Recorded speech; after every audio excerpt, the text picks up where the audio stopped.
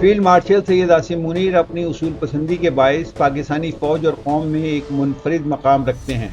उन्होंने हमेशा अपने किरदार और फैसलों में दयानतदारी, शफाफियत और हक गोई को बुनियाद बनाया। फौजी खिदमात के दौरान उनकी क़यादत इस बात की अक्कास रही कि वो ज़ाती मफाद से बालातर होकर कौमी सलामती और मुल्की मफाद को तरजीह देते हैं। उनके फैसले हमेशा उसूलों और आईनी दायरा कार के अंदर रहे, जिससे जाहिर होता है कि वो वक्ती फ़ायदे या दबाव के बजाय मुस्तकिल मिजाजी और इंसाफ को फ़ौक़ियत देते हैं। अपनी उसूल पसंदी की वजह से गुज़िश्ता PTI दौरे हुकूमत में उन्हें सख्त मुश्किलात का भी सामना करना पड़ा, मगर वो उसूलों और हक परस्ती से पीछे नहीं हटे और अपनी बात पर कायम रहे। लेकिन जब वक्त बदला तो उन्हें अल्लाह ताला ने सब्र और हक गोई का अजब भी बेहतरीन अंदाज में दिया। उनकी शख्सियत इस बात की गवाह है कि एक सच्चा रहनुमा वही होता है जो किसी भी मुश्किल वक्त में उसूलों पर समझौता ना करे और अपने अमल से दूसरों के लिए मिसाल कायम करे। इसमें कोई शक नहीं कि फील्ड मार्शल सैयद आसिम मुनीर ने अपने किरदार और अमल से दूसरों के लिए एक मिसाल कायम की है।